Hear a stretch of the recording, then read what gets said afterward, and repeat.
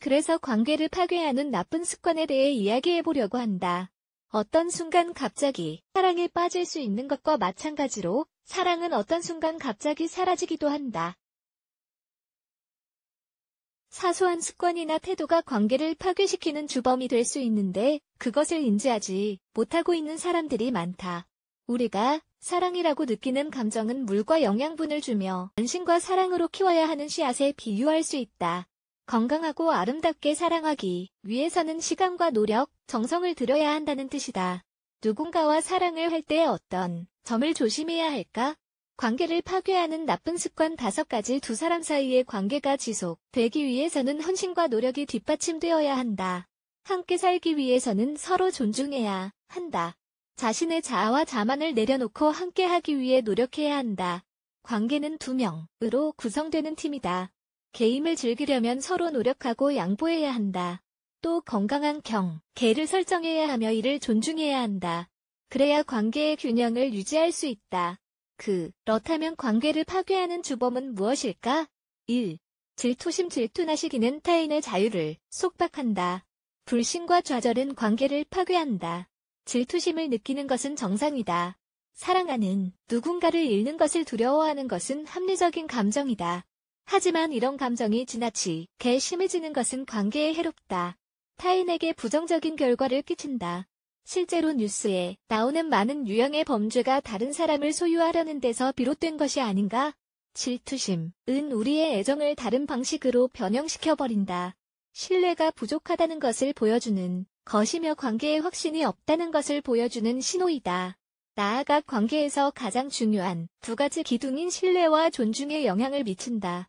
극단적인 경우 타인의 자유를 없애려고 하는 경우도 있다. 이렇게 행동하면 결코 소통할 수 없으며 건강한 균형을 유지할 수 없다. 더 읽어보기. 관계는 무너져도 인생은 계속된다. 2. 너무 일상적으로 치부하는 건. 너무 일상적인 관계는 최악이지만 오래 지속될 수 있다. 지루함, 좌절 등의 불쾌한 감정을 유발하기도 한다. 그리고 서로 소통이 안 되며 그 관계는 권태에 빠질 수 있다. 뭔가 노력하지 않으면 매일 같은 침대에서 잠을 자면서도 서로 원망만 하게 될 수 있다. 사랑하는 사람에게 무시당하며 외로움을 느끼는 것보다 더 나쁜 것은 없다. 그리고 이는 관계가 파괴되고 있다는 명백한 증거다. 그를 여전히 사랑한다면 방법을 찾아보아야 한다. 관심과 애정을 표현해야 한다. 그리고 함께 할 수 있는 일을 찾아보는 것도 추천한다. 더 읽어보기. 성욕을 깨우는 6가지 오일. 3. 정직하지 않는 것. 한번 거짓말을 하면 거짓말이 아니었던 것도 믿을 수 없게 된다. 신뢰는 건강한 관계의 기본 중 기본이다. 서로에게 정직하지 않는 것은 관계의 적이다. 사실대로 말을 해서 싸움이 되더라도 솔직하게 사실을 말해야 한다. 두려움 없이 성실한 태도로 대하는 게 좋다. 거짓말을 하면 지금까지 쌓아온 신뢰가 무너진다. 정직하게 대하는 것은 관계의 기본이다. 정직하게 대하지 않으면 사랑은 소멸될 수 있다. 그리고 한번 거짓말을 하면 거짓말이 아니었던 것도 믿을 수 없게 된다.